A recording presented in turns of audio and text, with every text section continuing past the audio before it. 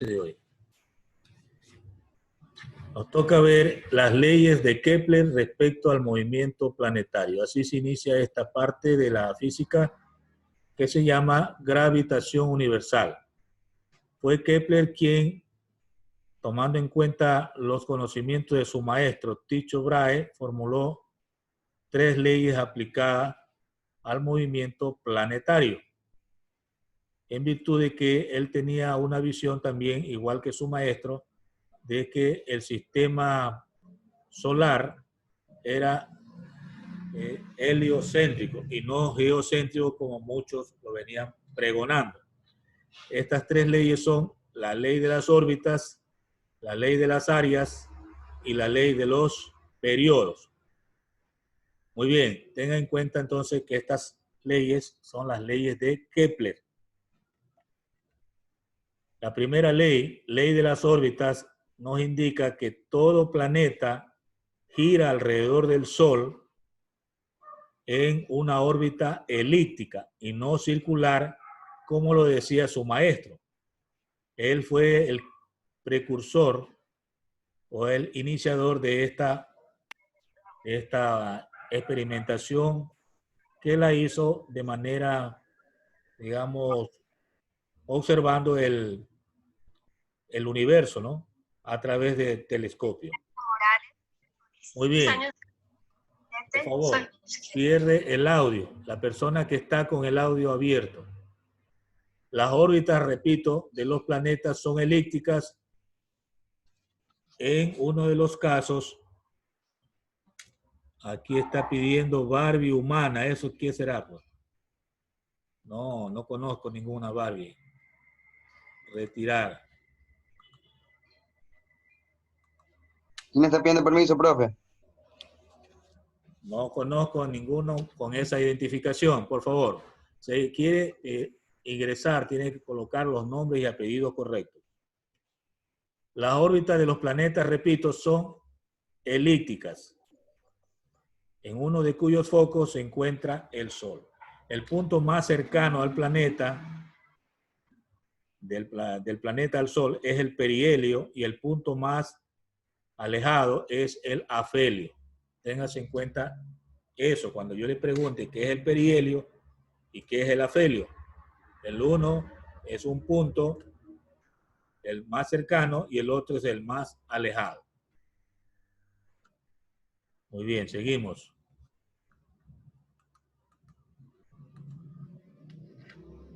La ley de las áreas de Kepler es la segunda ley y tiene que ver con el barrido que hace el radio vector que une el planeta con el Sol.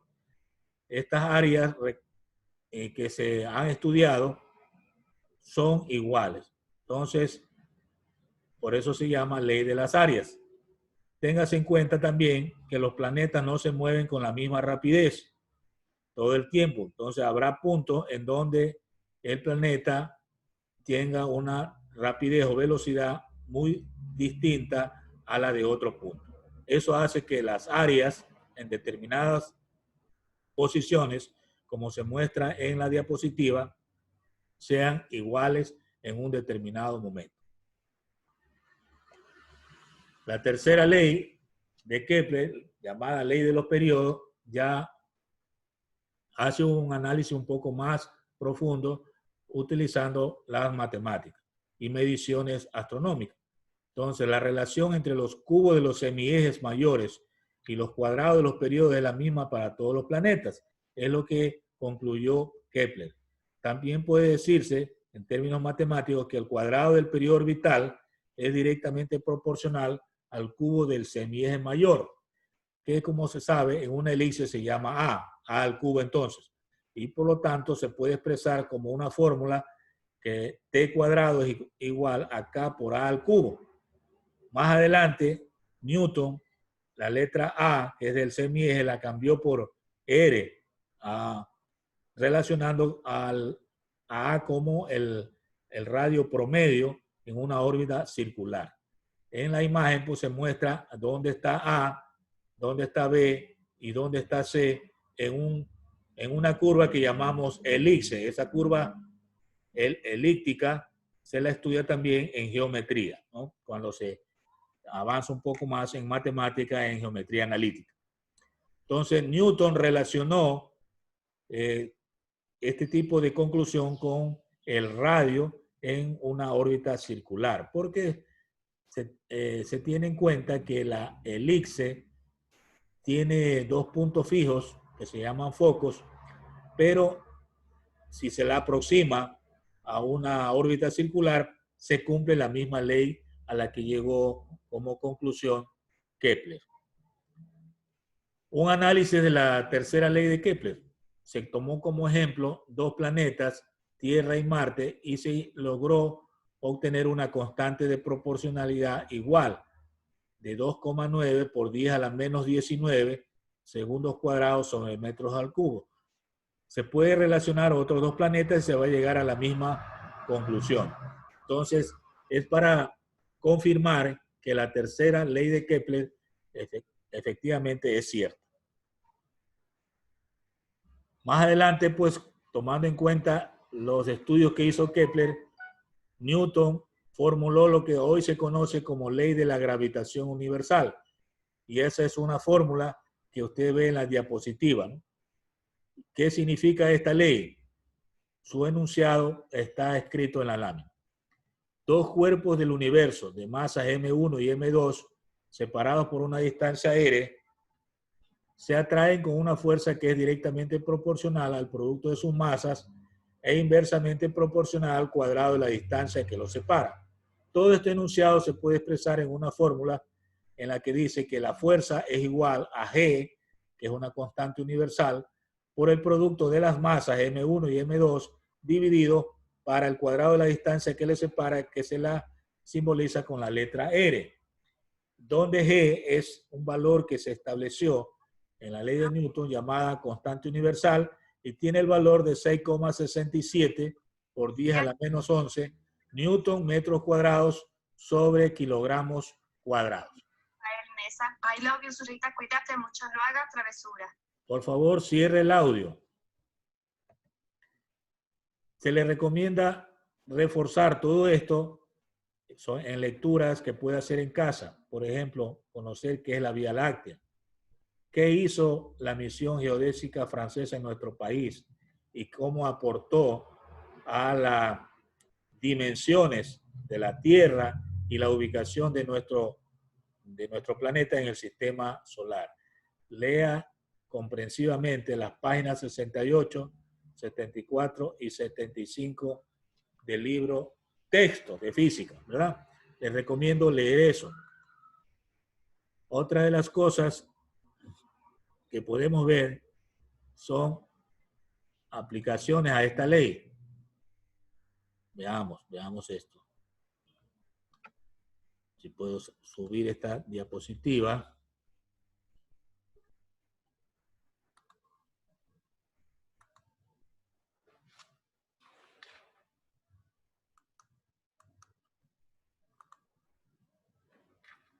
Ahí sería.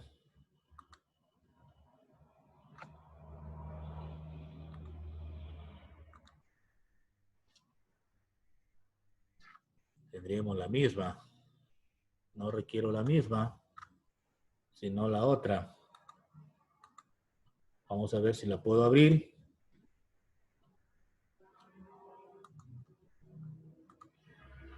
Ahí tendríamos. Aquí vamos a, desde el principio, correcto. Sí se la ve, ¿verdad? Aplicaciones o consecuencias de la ley de gravitación universal. Una reflexión, como este valor de la constante es un valor muy pequeño, en experiencias de cuerpos que estén en la superficie terrestre, pues no se va a evidenciar, ¿no?, la fuerza de atracción. Solo se va a evidenciar cuando se hacen cálculos con planetas o cuerpos de grandes dimensiones, ¿no?, de dimensiones planetarias. Entonces, siempre tenga en cuenta que la fuerza de gravitación universal no se puede evidenciar o comprobar con cuerpos pequeños que están en la superficie terrestre. Solo se puede ver efectos cuando se tiene que trabajar con dimensiones de cuerpos que tengan valores grandes como dimensiones planetarias. Bien. Porque liberó. A ver, cierre el audio, por favor, para continuar. Muy bien. Otra consecuencia es que la ley de gravitación universal puede ser útil para determinar la masa de la Tierra. Entonces, en ese caso, igualamos el peso de un cuerpo pequeño, masa por gravedad, que está en la superficie, con la ley de gravitación universal de Newton. Y ahí se obtiene el valor de la masa de la Tierra que usted ve en la lámina de 5,97 por 10 a la 24 kilogramos. Eso aproximadamente es 6 cuatrillones de kilogramos, es una cantidad grande. Como se ve, no se utiliza una balanza para determinar la masa de la Tierra, pero sí la ley de gravitación universal de Newton. En la imagen, pues, se habla de la masa de la Tierra y en la parte inferior está el radio de la Tierra, que también está medido de 6.370 kilómetros. Entonces tenemos otra consecuencia, es la determinación de la variación de la gravedad. Usted sabe que la Tierra es achatada en los polos, hay un radio polar y un radio ecuatorial. Y en cada uno de esos puntos hay distinto valor de la gravedad. Ese valor puede usted considerar que se lo ha determinado utilizando la ley de la gravitación universal, considerando los radios en cada punto.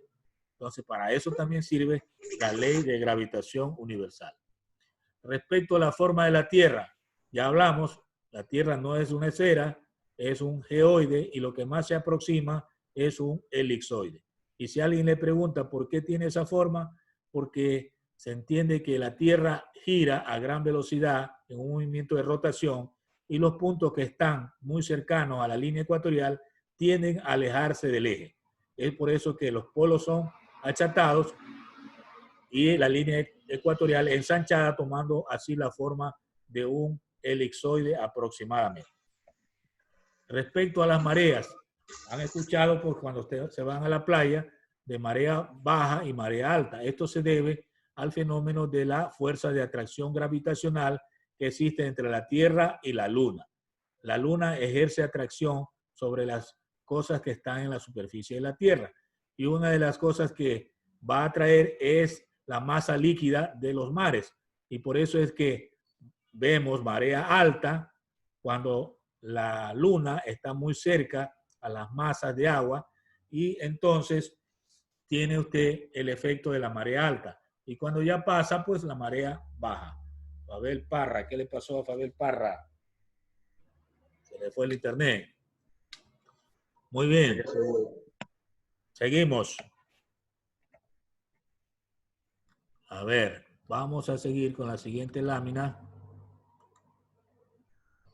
Cuando hablamos del movimiento de la Luna y satélites artificiales, mire a dónde se aplica la ley de gravitación universal. Si consideramos a un satélite de masa m minúscula y la masa de la Tierra, masa mayúscula por ser más grande, esta va a girar en órbita circular alrededor del planeta.